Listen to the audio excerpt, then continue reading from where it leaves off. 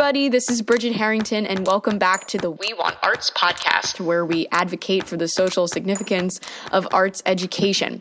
Today, I am thrilled to be joined by Gayle Stahlhuth, the artistic director of East Lynne Theatre Company, which is an equity professional theater in Cape May, New Jersey, founded in 1980.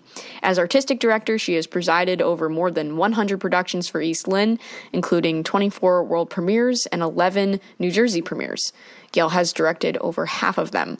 Since 2004, she has served on the board of the New Jersey Theater Alliance, helping emerging professional theaters throughout New Jersey.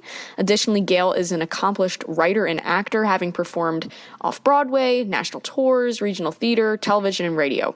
In the early 1980s, Gayle was also a pioneer in the artist in residence movement to put art back into public schools. Gayle, I am so excited to be speaking with you today. Thank you so much for taking the time to chat with me today. I'm really excited to have a conversation about all the amazing things that you do in the arts. Thank you. Well, as you know, East Lynne is very close to my heart. I was absolutely thrilled to perform in East Lynne's production of Wilderness in 2017. East Lynne is one of the best equity professional theater companies in all of New Jersey, located right in historic Cape May. So can you just tell me a little bit about East Lynne and what its mission is? Well, it was founded 40 years ago by Warren Cleaver, actually in Secaucus, New Jersey. He was more of an academic, but also did a Broadway show and has written plays that have been produced and published, and went into an acting and directing career. But I say that he came from an academic background because during his intense studies of the history of American theater, when he was teaching, he discovered that there was no equity professional theater company dedicated to American classic plays back in 1980. So he believed then, and possibly I haven't found anyone to refute it, that when he created East Lynne Theatre Company back in 1980, this was the first one dedicated to the American classic canon. He focused mostly on plays that were written before 1930. I have since moved that timeline up. And of course, other theaters throughout the country now have this as their mission or part of their mission as well. But most other countries that have theater have particular theater companies dedicated to their own history. And now there are more of those theaters here in this country. Well, and I know arts education is something that's very important to you. So I just wanted to touch briefly on East Lynne's school residency program. It's my understanding that you provide theater workshops to schools in South Jersey, basically for free, and you've been doing this since 2000. Is that right? That is correct. I was very fortunate back in the early 80s to be part of an arts and education program started up by New York State. And this was at a time back in the early 80s when most arts programs had been truncated or they were completely gone from schools. And this would be schools from first grade through high school and mostly through middle school. So my focus became middle school. And at that time, the state of New York was looking for people who had professional backgrounds in theater, not necessarily people who were artists in residence. That became the slogan that was popular back at that time, which is, of course, popular and used today. So I was sort of the beginnings of that movement of putting a professional performer, playwright, into a classroom. So I had to learn these skills as I was doing them and came up with my own game plan. But it allowed me to go to various schools throughout the state of New York. And then I got involved with arts and residency education in New Jersey through the same kind of funding through the state of New Jersey. And then I pursued other states, and I love the Rocky Mountains. So I was involved for 10 years, actually, out in Utah, and would go there, for 2 to 4 weeks every year. I even worked on a Ute reservation and small towns. So that is my background and became an absolute passion.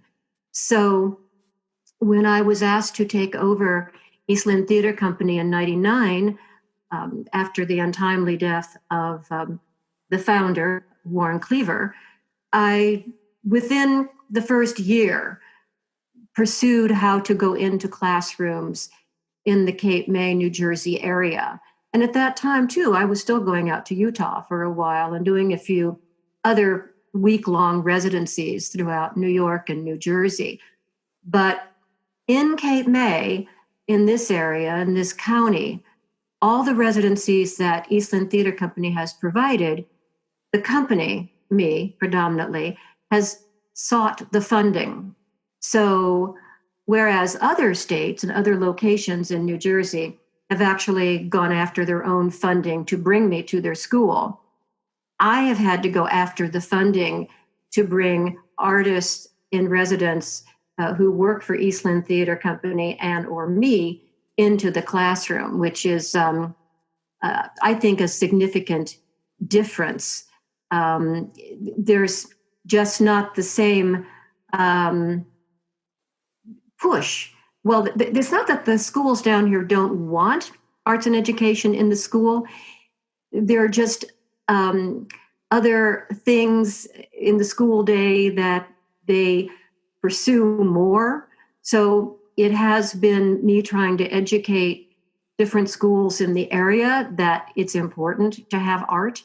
And then, of course, when I tell them I can do it without any taxpayer funding, that makes them even happier. Right. Well, and also in that same vein, East Lynne also gives students remarkable opportunities through its summer student theater workshops, in which students perform pieces of theater, and they have the opportunity to work directly with you and East Lynne's professional staff. So are there any moments that stick out in your mind where you saw these workshops positively impact a student?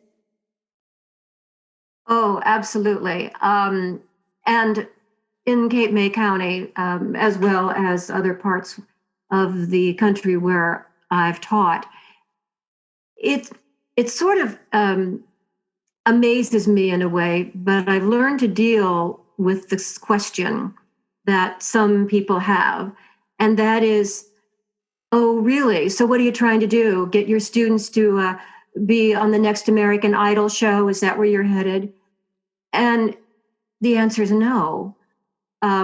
Theater gives everyone so much, no matter what the age, and to be directly engaged in it, it is an experience that better informs the students on stage how to work with each other, giving them lifelong skills of sometimes compromise, helping somebody out if they need it. If someone is losing a line, the other person can just zip in there and help them out. So it's that kind of situation in a nurturing atmosphere, whether it's in the classroom or with our summer workshop, that I pursue. So it, like I said, it still throws me when some people assume that I'm looking for the next person to play Annie in the next Broadway revival of Annie. And that's not the case. But some of the individual things that I've noticed, there was a production several years ago of Alice in Wonderland that we performed. And the dear white rabbit was always missing her cues. And a young actor on stage who was maybe 8 at the time actually did a wonderful little ad lib until the rabbit appeared.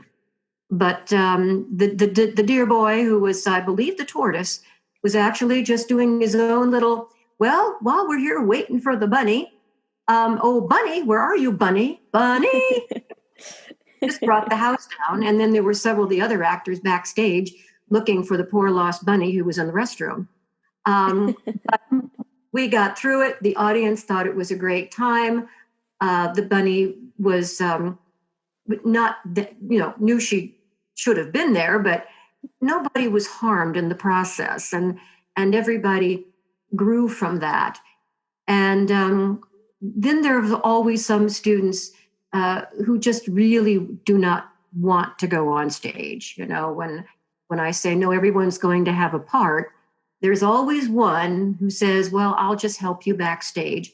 So I have to gently coax the student to get on stage. And knock wood, every single time that student who was shy, didn't think they belonged on stage, didn't think they could memorize lines, quite often they have turned out to be a shining jewel in the production. And some of them have actually gone on to pursue theater or some aspect of the entertainment industry. I love what you said about that story, because one of the greatest benefits, at least for me, in participating in theater has been the ability to learn to think on your feet and always be on your toes, and that's a skill, as you said, that is applicable to basically any aspect of your life. So one more thing. So I engaged first with East Lynne during one of its stops on the stage reading tour of A Year in the Trenches, when it was at the Ocean County Public Library. And now A Year in the Trenches is an original play that was written by James Rana and directed by you. And it really brought World War I to life.